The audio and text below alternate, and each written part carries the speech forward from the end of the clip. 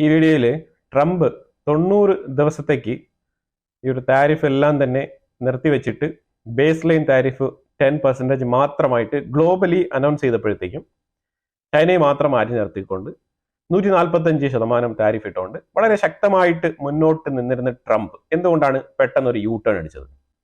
അപ്പോൾ അത് ഞാൻ ഇതിനു മുമ്പുള്ള വീഡിയോയിൽ തന്നെ ചെറുതായിട്ടൊന്ന് പരാമർശിച്ച് പോയിട്ടുണ്ട്. പക്ഷേ അതിലുപരിയായിട്ട് കുറച്ച് ഡീപ്പായിട്ട് ഇതിനകത്ത് നമ്മൾ നോക്കേണ്ട ചില വിഷയങ്ങൾ ഇതിനകത്തുണ്ട്. അതുകൊണ്ടാണ് ഞാൻ ഈ വീഡിയോ ഇടുന്നത്. കാരണം അമേരിക്കയും ചൈനയും തമ്മിൽ ഏത് രീതിയിലുള്ള ഒരു ഫൈനാൻഷ്യൽ ഇംബാലൻസ് അഥവാ ട്രേഡ് ഡെഫിസിറ്റ് ഒക്കെ ഉണ്ട്, അമേരിക്കയുടെ പ്രശ്നം എന്താണ്, ചൈന ഏത് രീതിയിലാണ് അതിനെ കൗണ്ടർ ചെയ്യുന്നത്, ചൈന ചെയ്തുകൊണ്ടിരിക്കുന്ന പ്രവൃത്തികൾ എന്താണ്, അമേരിക്കയ്ക്ക് താല്പര്യപ്പെടാത്ത വിഷയങ്ങൾ എന്താണ്, ഇതിനെക്കുറിച്ചുള്ള വീഡിയോ ഞാൻ ഓൾറെഡി തന്നെ പബ്ലിഷ് ചെയ്തിട്ടുണ്ട് നമ്മുടെ ചാനലിൽ. ആ വീഡിയോ താല്പര്യമുള്ള ആൾക്കാർ ഞാൻ കമന്റ് ബോക്സിൽ അതിന്റെ ലിങ്ക് പിൻ ചെയ്തേക്കാം, നിങ്ങൾ അത് കണ്ടോളൂ. അത് കണ്ടിട്ട് ഇത് കാണുമ്പോൾ നിങ്ങൾക്ക് കുറച്ചുകൂടെ കാര്യങ്ങൾ വ്യക്തമായിട്ട് മനസ്സിലാക്കാൻ പറ്റും. അപ്പൊ നമ്മൾ അതിന്റെ രണ്ടാമത്തെ സെക്ഷനിലാണ് ഇപ്പൊ നിൽക്കുന്നത്. അതായത് ഈ ഒരു യൂ ടേൺ ഡൊണാൾഡ് ട്രംപ് ഇപ്പൊ പ്രഖ്യാപിച്ച ഈ ഒരു താരിഫ് കട്ട്, ഇലക്ട്രോണിക് ഉൽപ്പന്നങ്ങൾക്കുള്ള താരിഫ് കട്ട്. പ്രധാനമായിട്ടും ഇലക്ട്രോണിക് ഉൽപ്പന്നങ്ങൾ എന്ന് പറയുമ്പോഴത്തേക്കും നമ്മൾ കുറച്ചുകൂടി ഡീപ്പായിട്ട് അതിനെ നോക്കണം. കാരണം ഇത് പലപ്പോഴും പല വാർത്താ മാധ്യമങ്ങളും ഇത് ജസ്റ്റ് ഐഫോണിന് മാത്രമുള്ള ഒരു പ്രശ്നമായിട്ട് ഉയർത്തി കാണിക്കുകയും ആപ്പിൾ ഫോണ് അമേരിക്കയിൽ മേടിക്കാൻ വേണ്ടിയിട്ട് ട്രംപ് എന്തോ ചെയ്തു കൂട്ടുന്ന പോലെയുള്ള പ്രവൃത്തികളായിട്ടൊക്കെ വ്യാഖ്യാനിക്കുന്നത്. പക്ഷെ ഇതൊന്നുമല്ല, ഇതിലൊക്കെ ഉപരിയായിട്ട് ഇതിനകത്ത് ഒരുപാട് കാര്യങ്ങൾ ഡീപ്പ് ഡൈവിൽ കിടപ്പുണ്ട്. അപ്പൊ അതാണ് നമ്മൾ ഇൻസൈറ്റ്സ് മലയാളത്തിൽ അത് എക്സ്പ്ലെയിൻ ചെയ്യാൻ ഉദ്ദേശിക്കുന്നത്. അപ്പൊ നിലവിലെ താരിഫ് അറിയാലോ. നിലവിലെ താരിഫ് അമേരിക്കൻ ഉൽപ്പന്നങ്ങൾക്ക് ചൈന 125%, ചൈനീസ് പ്രോഡക്റ്റിന് അമേരിക്ക 145%മാണ് താരിഫ് ഇമ്പോസ് ചെയ്തിരിക്കുന്നത്. അതിനകത്ത് നിന്ന് ഇലക്ട്രോണിക് ഉൽപ്പന്നങ്ങൾ ചെറുതായിട്ടൊന്ന് എടുത്തു മാറ്റിയിട്ടുണ്ട്. ചൈന എന്ന് പറഞ്ഞാൽ ഒരു എക്സ്പോർട്ട് ബേസ്ഡ് എക്കോണമിയാണ്. അത് നമ്മൾ ആദ്യം മനസ്സിലാക്കണം. ഈ എക്സ്പോർട്ട് ബേസ്ഡ് എക്കോണമി എന്ന് പറഞ്ഞു കഴിഞ്ഞാൽ തന്നെ നമുക്ക് ഒരുപാട് കാര്യങ്ങൾ അതിനകത്ത് ഡീപ്പായിട്ട് മനസ്സിലാക്കേണ്ടതുണ്ട്. പക്ഷെ ഞാൻ അതിലോട്ട് വളരെ ഡീപ്പായിട്ട് പോകുന്നില്ല, കാരണം നമ്മുടെ വിഷയം അതല്ലാത്തതുകൊണ്ട് തന്നെ. കാരണം ചൈന ഏറ്റവും കൂടുതൽ ഉൽപ്പാദിപ്പിക്കുന്ന പ്രോഡക്റ്റിൽ 85% അവർക്ക് എക്സ്പോർട്ട് ചെയ്താലേ അവർക്ക് അതിജീവനമുള്ളൂ. അതാണ് ചൈനയുടെ ഒരു നാച്ചർ, അതാണ് ചൈനയുടെ ഒരു സ്ട്രക്ചർ. അങ്ങനെയാണ്. ഇനി ഇതിലുപരിയായിട്ട് ചൈന ഏറ്റവും കൂടുതൽ ലോൺ കൊടുത്തിട്ടാണ് അവിടെ ഈ സാധനങ്ങളൊക്കെ ഉൽപ്പാദിപ്പിക്കുന്നത്.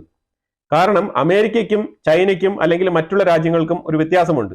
ചൈനയില് ഒരു പ്രോഡക്റ്റ്, ഫോർ എക്സാമ്പിൾ BYD എന്ന് പറഞ്ഞാൽ ഗവൺമെന്റ് സപ്പോർട്ടോട് കൂടിയാണ് ഈ ഒരു BYD കമ്പനി പ്രവർത്തിക്കുന്നത്. അപ്പൊ അതുകൊണ്ട് അവർക്ക് ധാരാളം ഫണ്ട് ഇറക്കാൻ കഴിയും, പല ബ്രാഞ്ചുകൾ അവർക്ക് വികസിപ്പിക്കാൻ കഴിയും. അതുകൊണ്ട് തന്നെ ഏത് പ്രൊഡക്റ്റും മാസീവായിട്ട് ഉണ്ടാക്കാൻ ചൈനയ്ക്ക് കഴിയും എന്നുള്ളതിന്റെ പ്രധാനപ്പെട്ട കാരണം ഈ ഒരു ചൈനീസ് ഗവൺമെന്റ് ഇതിനെ ബാക്കപ്പ് ചെയ്യുന്നു എന്നുള്ളത് കൊണ്ടാണ്. മറ്റുള്ള രാജ്യങ്ങളിലൊക്കെ നോക്കിക്കഴിഞ്ഞാൽ ഒരു പ്രൈവറ്റ് ഫേം ആയിരിക്കും, അല്ലെങ്കിൽ കോർപ്പറേറ്റ് കമ്പനി ആയിരിക്കും, അത് അവർ തന്നെയാണ് അത് കൺട്രോൾ ചെയ്യേണ്ടത്. അപ്പൊ അതിന്റെ ഫൈനാൻഷ്യൽ സിസ്റ്റമിക് പ്രോസസ് എല്ലാം തന്നെ അതിന്റെ ഉള്ളിൽ തന്നെയായിരിക്കും നടക്കുക. അപ്പൊ അതിന്റെ ലാഭനഷ്ടങ്ങൾ ശരിക്കും പറഞ്ഞാൽ ഗവൺമെന്റിന് വലിയ തോതിൽ ടാക്സ് അടയ്ക്കുന്നതിലുപരിയായിട്ട് വലിയ ഗുണം ചെയ്യാറില്ല.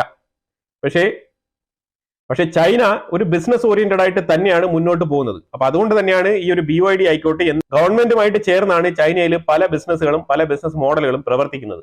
ഇത് നമ്പർ 1 ആയിട്ടുള്ള കാര്യം നിങ്ങൾ തലച്ചോറിൽ ഇട്ട് വെക്കേണ്ടതാണ്. ഇനി 90 ദിവസം കഴിഞ്ഞ് ഡൊണാൾഡ് ട്രംപ് ഈ ഒരു പ്രഖ്യാപിച്ച താരിഫുകളെല്ലാം തിരിച്ച് റീഇംപോസ് ചെയ്യുമോ എന്ന് ചോദിച്ചു കഴിഞ്ഞാൽ അതൊരു വലിയ ചോദ്യചിഹ്നമാണ്. കാരണം അപ്പോഴും എന്തെങ്കിലുമൊക്കെ ഒരു നീക്കുപോക്കുകൾ, എന്തെങ്കിലുമൊക്കെ ഒരു എക്സ്ക്യൂസ് പറഞ്ഞുകൊണ്ട് ഡൊണാൾഡ് ട്രംപ് വന്നിട്ട് ആ ഒരു താരിഫിനെ എക്സ്റ്റെൻഡ് ചെയ്യുക, ഇല്ലെങ്കിൽ പിൻവലിക്കുക, എന്തെങ്കിലുമൊക്കെ ഒരു പ്രവൃത്തി ചെയ്യേണ്ടി വരും. ഇല്ലെങ്കിൽ ഞങ്ങൾ ഇത്ര രാജ്യങ്ങളുമായിട്ട് നെഗോഷിയേറ്റ് ചെയ്തു, ഇന്ന രീതിയിലാണ് ഇത്ര രാജ്യങ്ങൾ ഇതുവരെ നെഗോഷിയേറ്റ് ചെയ്ത് അവര് പ്രത്യേക ട്രേഡ് എഗ്രിമെന്റിലേക്ക് അവർ എത്തിയിട്ടുണ്ട്.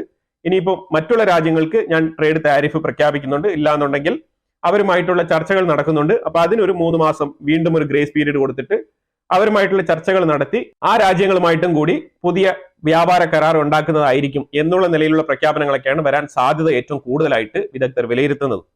അതിലുപരിയായിട്ട് ഡയറക്റ്റ് ആയിട്ട് ഇനിയൊരു താരിഫ് ഇപ്പൊ ട്രംപ് ചെയ്തതുപോലെ ഒരു പ്രവൃത്തി ഇനി 90 ദിവസം കഴിഞ്ഞ് വരുമോ എന്ന് ചോദിച്ചു കഴിഞ്ഞാൽ 99% വരാൻ സാധ്യത ഇല്ല എന്ന് തന്നെയാണ് നമ്മളുടെ വിലയിരുത്തൽ. കാരണം അതിന്റെ ഗ്രേറ്റ് എക്സാമ്പിൾ, അതിന്റെ മുന്നുദാഹരണമാണ് ട്രംപ് ഇന്നലെ ചെയ്ത ആ ഒരു ഇലക്ട്രോണിക് ഉൽപ്പന്നങ്ങൾക്കുള്ള താരിഫ് പിൻവലിച്ചത്. താരിഫിനെ കുറിച്ച്, ഈ താരിഫ് ഇമ്പോസ് ചെയ്യുന്നതിന് മുമ്പ് തന്നെ നമ്മൾ പറഞ്ഞിട്ടുണ്ട്, പഴയ വീഡിയോകളിലൊക്കെ ഞാൻ പറഞ്ഞിട്ടുണ്ട്. അതായത് ഈ താരിഫ് ഇമ്പോസ് ചെയ്ത് കഴിഞ്ഞാൽ പ്രൈസ് ക്രമാതീതമായിട്ട് ഉയരും. സംഭവിച്ചതെന്ന് പറഞ്ഞാൽ ചൈനയിൽ നിന്നൊരു ഐഫോൺ പോകുന്നു. ഇപ്പൊ സാധാരണ ഒരു ഐഫോണിന് $500 ആണെന്ന് വെച്ചു. ഇപ്പോഴത്തെ ഒരു താരിഫ് സിസ്റ്റം പ്രകാരം നോക്കിക്കഴിഞ്ഞാൽ 145% താരിഫ് ചൈനയിൽ നിന്ന് പോകുന്നതിന്. അതിന് പുറമെ ടാക്സ് ഒക്കെ ഉണ്ട്, അത് വേറെ കാര്യം. അപ്പൊ അമേരിക്കയിൽ ചൈനയിൽ നിന്നും കയറി പോകുന്ന ഒരു ഐഫോൺ മേടിക്കണം എന്നുണ്ടെങ്കിൽ പണ്ട് $500 കൊടുത്താൽ കിട്ടുമായിരുന്നു. ഇപ്പം 150% അധികം കൊടുക്കേണ്ടി വരുന്നുണ്ടല്ലോ, 145. അപ്പം 145 പറയുമ്പോൾ ഏതാണ്ട് 1+1/2, 500 ആണെങ്കിൽ 500 + 250, ഏതാണ്ട് $1250 കൊടുത്താൽ മാത്രമേ ഐഫോൺ മേടിക്കാൻ പറ്റൂ. അപ്പൊ ഇത് ആരാണ് കൊടുക്കേണ്ടത്? അമേരിക്കയുടെ ജനങ്ങൾ. ഇതേപോലെ ഓരോ സാധനങ്ങൾക്കും ഈ ഒരു അവസ്ഥയുണ്ട് എന്നുള്ളതാണ് മനസ്സിലാക്കേണ്ടത്. ഇതാണ് ബേസിക് ആയിട്ട് നമ്മൾ മനസ്സിലാക്കേണ്ട കാര്യം. ഇനിയിപ്പോ ഈ ബേർഡൻ ആൾക്കാർ ചുമന്നോട്ടെ എന്ന് വിചാരിക്കുന്നു വെച്ചോ, ഒരു നേതാവ് ശരി ഈ ബേർഡൻ നമ്മുടെ ജനങ്ങൾ വഹിച്ചോട്ടെ, ഇത് നമ്മുടെ നാടിന്റെ പുരോഗതിക്ക് നല്ലതാണ് എന്ന് പറഞ്ഞുകൊണ്ട് ചൈനയെ ഗണ്ണിക്കാൻ വേണ്ടിയിട്ട് ഈ തീരുമാനം കടുത്ത തീരുമാനത്തിലോട്ട് മുന്നോട്ട് പോകുന്നു എന്ന് തന്നെ വെച്ചോ, എന്നാൽ തന്നെയും വീണ്ടും കിടക്കുന്ന പ്രശ്നങ്ങൾ അതാണ് ഇപ്പൊ നമ്മൾ നോക്കുന്നത്. ഇപ്പൊ ഇതിനകത്ത് laptop, mobile phones, electronic gadgets, semi conductors, chip, മറ്റുള്ള ഇതര ഇലക്ട്രോണിക് ഉപകരണങ്ങൾ, ഇതിലെല്ലാം തന്നെ മേജർ ആയിട്ടുള്ള ഒരു പോർഷനാണ് അമേരിക്ക ഇമ്പോർട്ട് ചെയ്യുന്നത്, അതും പ്രത്യേകിച്ച് ചൈനയിൽ നിന്ന്. ഇനിയിപ്പോ ചൈനയിൽ നിന്ന് മാത്രമാണെന്ന് ചോദിച്ചു കഴിഞ്ഞാൽ ചൈനയിൽ നിന്ന് മാത്രമല്ല, വീണ്ടും വേറെ രാജ്യങ്ങളിൽ നിന്നും കൂടെ ചൈന ഇറക്കുമതി ചെയ്യുന്നുണ്ട്. അതിലേക്ക് വരാം. അതിലേക്ക് പോകുന്നതിന് മുമ്പ് ഇതിനകത്ത് നമ്മൾ വീണ്ടും ഡീപ്പായിട്ട് നോക്കിക്കഴിഞ്ഞാൽ ഹൗസ് ഹോൾഡ് ഐറ്റംസ് എന്ന് പറഞ്ഞു കഴിഞ്ഞാൽ മിക്സർ ഗ്രൈൻഡർ ആയിക്കോട്ടെ, ഇലക്ട്രോണിക്കുമായിട്ട് ബന്ധപ്പെട്ട ഇൻഡക്ഷൻ കുക്കർ ഉൾപ്പെടെ, ഇൻഡക്ഷൻ സ്റ്റൗ ആയിക്കോട്ടെ, മൈക്രോവേവ് ആയിക്കോട്ടെ, അതേപോലെ വീട്ടിൽ ഉപയോഗിക്കുന്ന വാഷിംഗ് മെഷീൻ തൊട്ട് പല ഉപകരണ സാധനങ്ങൾ, എന്തിനു ഭേദം വാക്യൂം മെഷീൻ വരെ ഈ ചൈനയുടെ ഇൻഫ്ലുവൻസ് ഉണ്ട് എന്നാണ് മനസ്സിലാക്കേണ്ടത്. ഇപ്പൊ ആപ്പിൾ ഫോണിൽ മാത്രമല്ല, ഇത് ഡീപ്പ് റൂട്ടിൽ പല രീതിയിൽ അമേരിക്കയുടെ ഉള്ളിലുള്ള ഇലക്ട്രോണിക് മേഖലയെ വളരെ ഡീപ്പായിട്ട് ഇമ്പാക്ട് ചെയ്യുന്ന രീതിയിലാണ് ഈ ഒരു താരിഫ്, 145% താരിഫ് എന്ന് പറയുന്നത്. ചൈനയെ ഒരു സൈഡിൽ ഗണ്ണിക്കണമെന്ന് അതിതീവ്രമായ നിലപാട് ട്രംപിനുണ്ടെങ്കിലും, അത് ജനങ്ങളെ എത്രമാത്രം പറഞ്ഞു ബോധ്യപ്പെടുത്താൻ ശ്രമിച്ചെങ്കിലും, ജനങ്ങൾക്കും അത് ബോധ്യപ്പെട്ടെങ്കിലും, പക്ഷെ അവരുടെ കയ്യിൽ നിന്നും ഈ മുടക്കുന്ന പൈസയുടെ അളവ് കൂടുന്നത് ജനങ്ങളെ നല്ല രീതിയിൽ വലയ്ക്കുന്നുണ്ട് എന്നുള്ളതാണ് നമ്മൾ മനസ്സിലാക്കേണ്ടത്. ഇത് യാഥാർത്ഥ്യ ബോധ്യമാണ്. ട്രംപിനെ ഒരു സൈഡില് രാജ്യത്തിന്റെ നന്മയ്ക്ക് വേണ്ടിയാണ് ചെയ്യുന്നത് എന്ന് ജനങ്ങൾ പറഞ്ഞാലും, അമേരിക്കയുടെ ഉള്ളിലുള്ള ജനങ്ങൾ പറഞ്ഞാലും, അവരുടെ പോക്കറ്റിൽ നിന്ന് പൈസ പോകുന്നതിനെ കുറിച്ച് നോക്കുമ്പോഴത്തേക്ക് അത് വലിയൊരു നെഗറ്റീവ് ഇമ്പാക്ട് ട്രംപ് ഭരണകൂടത്തിന് അമേരിക്കയുടെ ഉള്ളിൽ ഉണ്ടാക്കുന്നു എന്നുള്ളതാണ് വസ്തുതാപരമായിട്ടുള്ള കാര്യം. നമ്മളിപ്പോ 2024 പ്രകാരമുള്ള ഡേറ്റ നോക്കിക്കഴിഞ്ഞാൽ 125 ബില്യന് മാത്രം ഇലക്ട്രോണിക്സ് ഉൽപ്പന്നം മാത്രം ചൈനയിൽ നിന്ന് ഇറക്കുമതി ചെയ്തിട്ടുണ്ട് അമേരിക്ക. 125 ബില്യൺ. 125 ബില്യൺ വർത്ത് വരുന്ന പ്രോഡക്റ്റ് ചൈനയിൽ നിന്ന് ഇമ്പോർട്ട് ചെയ്യുന്നെങ്കിൽ ഇപ്പൊ 125 ബില്യൺ, ഇപ്പൊ 2025 ഈ 2025 നിങ്ങൾ ആലോചിച്ച് നോക്കൂ, പ്ലസ് 145% എന്ന് പറയുമ്പോൾ 150% കൂടുതലാണ്. പ്രോഡക്റ്റിൽ ഒരു രീതിയിലുള്ള കൂടുതലും വർധനവോ ഒന്നും ഉണ്ടാകുന്നില്ല. അമേരിക്കയുടെ ഉള്ളിൽ 100 ഇലക്ട്രോണിക് സാധനങ്ങൾ വിറ്റ് പോകുന്നുണ്ടെങ്കിൽ അതിൽ 73 എണ്ണം ചൈനീസ് പ്രോഡക്റ്റ് ആണെന്നാണ് സർവേ ഫലങ്ങൾ പറയുന്നത്. അതായത് 73% ചൈനീസ് ഉൽപ്പന്നങ്ങൾ ഇലക്ട്രോണിക്സ് ഇൻഡസ്ട്രിയിൽ ഇൻഫിൽറ്റേർഡ് ആണ്. അപ്പൊ അതിനെ ഏത് രീതിയിലാണ് അമേരിക്ക തടഞ്ഞു നിർത്താൻ പോകുന്നത്? അത് വളരെ അസാധ്യമായിട്ടുള്ള കാര്യമാണ് വളരെ ഷോർട്ട് പീരീഡിൽ. ഇതാണ് മനസ്സിലാക്കേണ്ടത്. ചൈന വർഷങ്ങൾ കൊണ്ട് നേടിയെടുത്ത നേട്ടമാണിത്. അപ്പൊ അതിനെ ഒരു പെട്ടെന്നൊരു സുപ്രഭാതത്തിൽ ഒരു താരിഫ് ഇട്ടുകൊണ്ട് ഇതിനെ ഗണ്ണിച്ച് കളയാന്ന് പറഞ്ഞു കഴിഞ്ഞാൽ അത് അത്ര എളുപ്പമല്ല. കാര്യം ആ സാധനത്തിനുണ്ട് റീപ്ലേസ് ചെയ്യാനുള്ള പ്രോഡക്റ്റ് അമേരിക്കയുടെ കയ്യിൽ ഉണ്ടോ ചോദിച്ചു കഴിഞ്ഞാൽ അതൊരു ബിഗ് ബ്ലാങ്ക് ആണ്. അത് ജസ്റ്റ് ഒരു ഡാഷ് മാത്രമാണ്, അതിനകത്ത് ഒന്നും തന്നെ ഫില്ല് ചെയ്യാനില്ല. അവിടെ ചൈനീസ് പ്രോഡക്റ്റിനെ റീപ്ലേസ് ചെയ്യാനുള്ള പ്രോഡക്റ്റ് അമേരിക്കയുടെ ഉള്ളിലില്ല. ആ ലാൻഡ്, അമേരിക്ക എന്ന് പറഞ്ഞ ഒരു ലാൻഡിനെ പ്രിപ്പയർ ചെയ്യാതെ, അവിടെ മാനുഫാക്ചറേഴ്സിനെ കൊണ്ടുവരാതെ, അവർക്ക് സബ്സിഡിയോ എന്തെങ്കിലും കൊടുത്ത് അകത്ത് മാനുഫാക്ചറിങ് യൂണിറ്റുകൾ സ്ഥാപിക്കാതെ പെട്ടെന്ന് ഒരു സുപ്രഭാതത്തിൽ പോക്കറ്റിൽ നിന്ന് എടുത്തങ്ങ് ഇടുകയാണ് താരിഫ്. അതാണ് സംഭവിച്ചത്. അമേരിക്കയുടെ ഉള്ളിൽ മാത്രമാണോ 73% ആൾക്കാർ ഇലക്ട്രോണിക്സ് ചൈനീസ് ഉൽപ്പന്നങ്ങൾ പർച്ചേസ് ചെയ്യുന്നത് എന്ന് നോക്കിക്കഴിഞ്ഞാൽ ഇല്ല. ഇന്ത്യയിൽ ഇതേ അവസ്ഥയാണ് കേട്ടോ. ഇന്ത്യക്കുള്ളിലും 70% മുകളിൽ ഇതേ ചൈനീസ് ഉൽപ്പന്നങ്ങളാണ് ഇന്ത്യക്കുള്ളിലും കിടന്ന് കളിക്കുന്നത്. അതും നമുക്ക് പറയാതെ പോകാൻ വയ്യ. ഇനിയിപ്പം കംപ്ലീറ്റഡ് പ്രോഡക്ട്സ് മാത്രമാണോ നോക്കിക്കഴിഞ്ഞാൽ അതും ഇല്ല എന്നുള്ളതാണ്. ചൈനയ്ക്ക് ആപ്പിൾ ഫോൺ മാത്രമാണോ, ഇല്ലെങ്കിൽ ഏതെങ്കിലും ഒരു ഗാഡ്ജറ്റ്സ് മാത്രമാണോ, ലാപ്ടോപ്പ് മാത്രമാണോ, കമ്പ്യൂട്ടർ മാത്രമാണോ വെച്ച് കഴിഞ്ഞാൽ അങ്ങനെയില്ല. ശരി, ഇപ്പൊ കമ്പ്യൂട്ടറും കാര്യങ്ങളൊക്കെ വേറെ എവിടെയെങ്കിലും ഇറക്കുമതി ചെയ്യാൻ, അല്ലെങ്കിൽ കമ്പ്യൂട്ടറും കാര്യങ്ങളൊക്കെ സ്പെയർ പാർട്സുകൾ മേടിച്ച് അസംബിൾ ചെയ്യാം എന്ന് വിചാരിച്ചാൽ തന്നെയും ഈ അസംബിൾ ചെയ്യാനുള്ള സാധനവും ചൈനയിൽ തന്നെ വരേണ്ട അവസ്ഥയാണ്. അതുപോലെ തന്നെ മദർ ബോർഡ് തൊട്ട് PCB ബോർഡ് തൊട്ട്, അതായത് പ്രിന്റഡ് സർക്യൂട്ട് ബോർഡ് മുതൽ പല സാധനങ്ങൾ, മൈക്രോ ചിപ്പ് ആയിക്കോട്ടെ, ചെറിയ ട്രാൻസിസ്റ്റേഴ്സ് ആയിക്കോട്ടെ, ഇതേപോലെ ചെറിയ ചെറിയ സാധനങ്ങൾ വരെ, കപ്പാസിറ്റർ ഉൾപ്പെടെ സാധനങ്ങൾ വരെ ചൈനയിൽ നിന്നാണ് കയറ്റുമതി ആയിക്കൊണ്ടിരിക്കുന്നത്. ഇതാണ് നമ്മൾ ഇതിനകത്ത് ഏറ്റവും നിർണായകമായിട്ട് മനസ്സിലാക്കേണ്ട കാര്യം. അല്ലാതെ ഇതൊരു കംപ്ലീറ്റഡ് ആപ്പിൾ പ്രോഡക്റ്റിന്റെയോ, അല്ലെങ്കിൽ ഇതൊരു കംപ്ലീറ്റഡ് ഒരു മൈക്രോവേവ് ഓവന്റെയോ, അല്ലെങ്കിൽ ഇതൊരു കംപ്ലീറ്റഡ് ആയിട്ടുള്ള ഒരു ലാപ്ടോപ്പിന്റെ വിഷയമല്ല. അതിന്റെ ഉള്ളിലുള്ള ചെറിയ ചെറിയ സ്പെയർ പാർട്സുകൾ വരെ, ചെറിയ ഇലക്ട്രോണിക് മൈന്യൂട്ട് പാർട്ടിക്കിൾസ് വരെ നമ്മൾ ചൈനയിൽ നിന്ന് ഇറക്കുമതി ചെയ്യേണ്ട അവസ്ഥയിലാണ് ഇന്ന് അമേരിക്ക ഉൾപ്പെടെ, ഇന്ത്യ ഉൾപ്പെടെ ലോകത്ത് പല രാജ്യങ്ങളും ചൈനയെ ഡിപ്പെൻഡ് ചെയ്ത് നിൽക്കേണ്ട ഒരു അവസ്ഥ ഉണ്ടായിരിക്കുന്നത്. ഇത് നല്ലതാണോ മോശമാണോ എന്നുള്ളതൊന്നും ഞാൻ ഇവിടെ വിലയിരുത്തുന്നില്ല. അതൊക്കെ നിങ്ങൾ തന്നെയാണ് പറയേണ്ടത്. ഏറ്റവും കൂടുതൽ ആപ്പിളിന്റെ പ്രോഡക്റ്റ് ഉൽപ്പാദിപ്പിച്ച് വെളിയിലോട്ട് ഇറക്കുന്ന കമ്പനിയാണ് ഫോക്സ്കോൺ. ഈ ഫോക്സ്കോൺ കമ്പനി ഇന്ത്യയിൽ പ്രവർത്തിക്കുന്നുണ്ട്, ചെന്നൈയിലുണ്ട്. ഈ ഫോക്സ്കോൺ കമ്പനി 90% അവരുടെ മാനുഫാക്ചറിംഗിന് വേണ്ടിയിട്ടുള്ള റോ മെറ്റീരിയൽ ഉൾപ്പെടെയുള്ള സാധനങ്ങൾ എല്ലാം തന്നെയും, ഇലക്ട്രോണിക് കമ്പോണൻസ് എല്ലാം തന്നെയും ചൈനയിൽ നിന്നാണ് ഇറക്കുമതി ചെയ്യുന്നത്. 90% ഈ ഒരു ഫാക്ടറി ചൈന കടയടച്ചു കഴിഞ്ഞാൽ ഫോക്സ്കോൺ പ്രവർത്തിക്കില്ല. അതാണ് മനസ്സിലാക്കേണ്ടത്. 2017 ഇതേപോലെ ട്രംപ് ഉള്ളപ്പോൾ തന്നെയാണ് ചിപ്പ് ആക്ട് കൊണ്ടുവന്നത്. ചിപ്പ് ആക്ട് കൊണ്ടുവന്നത് എന്തുകൊണ്ടാണെന്ന് പറഞ്ഞാൽ ഹൈ എൻഡഡ് ആയിട്ടുള്ള ചിപ്പുകൾ ഒന്നും തന്നെ ചൈനയ്ക്ക് ഒരിക്കലും എക്സ്പോർട്ട് ചെയ്ത് വിടാൻ പാടില്ല. അതേപോലെ അമേരിക്കൻ പൗരന്മാരായിട്ടുള്ള ആൾക്കാർ ചൈനീസ് കമ്പനിയിൽ, അത് പ്രത്യേകിച്ച് ഈ ഒരു ചിപ്പ് മാനുഫാക്ചറിംഗ് ഇൻഡസ്ട്രിയിലൊക്കെ പ്രവർത്തിക്കാൻ പാടില്ല എന്നുള്ള നിയമം വരെ ഈ ഒരു ചിപ്പ് ആക്ടിൽ ഉൾപ്പെടുത്തിക്കൊണ്ടാണ് 2017 ഈ ഒരു ചിപ്പ് ആക്ട് പുറത്തിറക്കിയത്. എന്നിട്ട് എന്താണ് സംഭവിച്ചത്? 2024 മുമ്പ് വരെ 24% ആണ് ഈ ഒരു ചൈനീസ് ഇൻഫ്ലുവൻസ് അമേരിക്കയിൽ ഉണ്ടായിരുന്നുണ്ടെങ്കിൽ 2024-25 അത് ഏതാണ്ട് ഒരു 2% കുറവ് രേഖപ്പെടുത്തിയിട്ടുണ്ട്. അതൊക്കെ ഈ ഒരു ചിപ്പ് ആക്ട് കൊണ്ടുവന്നത് കൊണ്ടാണ്. പല രീതിയിലും ചൈനയെ ഗണ്ണിക്കാൻ അമേരിക്ക ശ്രമിക്കുന്നുണ്ട്.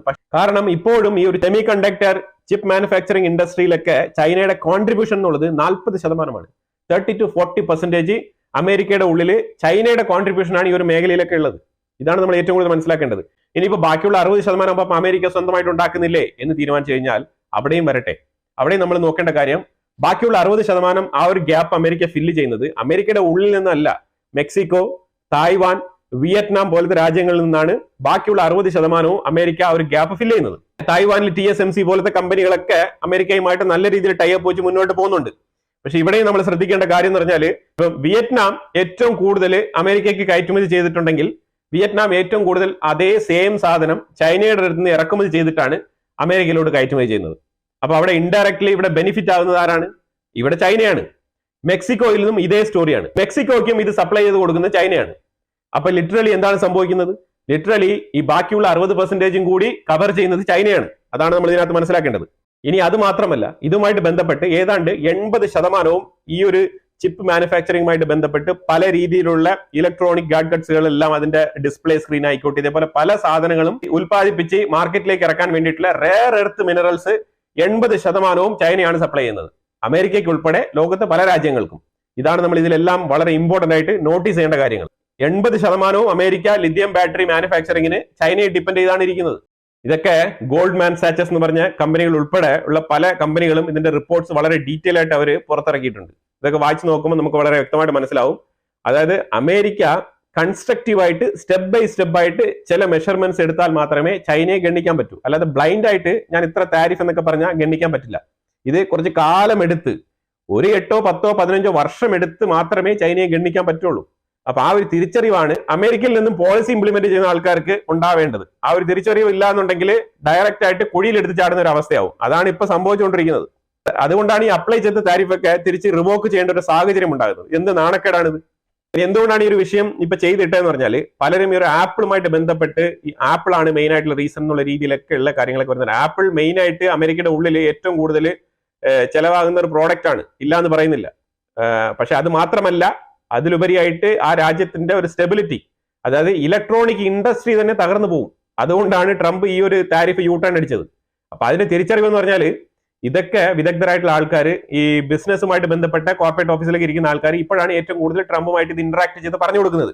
മറ്റേത് അങ്ങനെയല്ല. ഞാൻ 2 വ്യക്തികളെ പറഞ്ഞിട്ടുണ്ടായിരുന്നല്ലോ.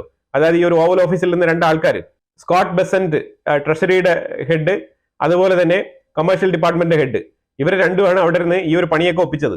ഈ പണി ഒപ്പിക്കുമ്പം തീർച്ചയായിട്ടും ഇത് മനസ്സിലാക്കിയിരിക്കണമായിരുന്നു, ഡീപ് സ്റ്റഡി ചെയ്യണം. അതേപോലെ പൊളിറ്റിക്കലി നമുക്ക് റൂൾ ചെയ്യാനുള്ള ഒരു പവർ കിട്ടിയെന്ന് പറഞ്ഞാൽ, ബ്യൂറോക്രസിയിലും നമുക്ക് എല്ലാം അറിയാം എന്നുള്ള രീതിയിൽ വിചാരിച്ചുകൊണ്ട് വന്നിട്ട് ചില എഡ്യൂക്കേറ്റഡ് ആയിട്ടുള്ള ആൾക്കാർ ചെയ്യേണ്ട പണി അവർ തന്നെ ചെയ്യണം. അതാണ് നമ്മൾ ഇതിനകത്ത് ഏറ്റവും കൂടുതൽ മനസ്സിലാക്കേണ്ടത്. അതുകൊണ്ടാണല്ലോ നമ്മുടെ നാട്ടില് IAS, IPS പോലത്തെ ഈ ഒരു പൊസിഷൻസ് ഒക്കെ ഇങ്ങനെ വെച്ചിരിക്കുന്നത്. അല്ലെങ്കിൽ പിന്നെ ആ പൊസിഷൻ അങ്ങ് വോട്ടിട്ടങ്ങ് എടുത്താൽ പോരെ. അതാണ് നമ്മൾ ഇതിനകത്ത് മനസ്സിലാക്കേണ്ടത്. സെക്രട്ടേറിയറ്റ് അസിസ്റ്റന്റ് എന്ന് പറഞ്ഞിട്ട് പ്രിലിമിനറി എക്സാമും മെയിൻ എക്സാമും എഴുതി പാസ്സായി സെക്രട്ടേറിയറ്റിന്റെ ഉള്ളിൽ പോയിരുന്ന് പണിയെടുക്കേണ്ട ആവശ്യമില്ലല്ലോ. അങ്ങനെ ഇലക്ഷനിൽ നിന്ന് മത്സരിച്ച് എല്ലാവരെയും ഇലക്ഷൻ വോട്ടിട്ടങ്ങ് എടുത്താൽ പോരെ. അപ്പൊ അതുകൊണ്ട് ചില വിഷയങ്ങളിൽ ചില തിരിച്ചറിവുകൾ വളരെ വളരെ നല്ലതാണ്. അപ്പൊ എന്തായാലും ഇനിയും പല വിഷയങ്ങളിൽ താരിഫില് ഈ ഒരു യൂട്ടേണോട് കൂടി ട്രംപ് അവസാനിപ്പിക്കുമോ, ഇല്ലെങ്കിൽ ഡൊണാൾഡ് ട്രംപ് വീണ്ടും എന്തെങ്കിലും പുതിയ പ്രഖ്യാപനങ്ങളായിട്ട് വരുമോ എന്നുള്ള ഒരു കാത്തിരിപ്പിലാണ് ഞാൻ. എന്തായാലും ഇതിനെക്കുറിച്ചുള്ള അഭിപ്രായങ്ങൾ കമന്റ് ബോക്സിൽ രേഖപ്പെടുത്തുക. കൂടുതൽ വിഷയങ്ങളുമായിട്ട് അടുത്ത വീഡിയോയിൽ വരാം. Thank you so much.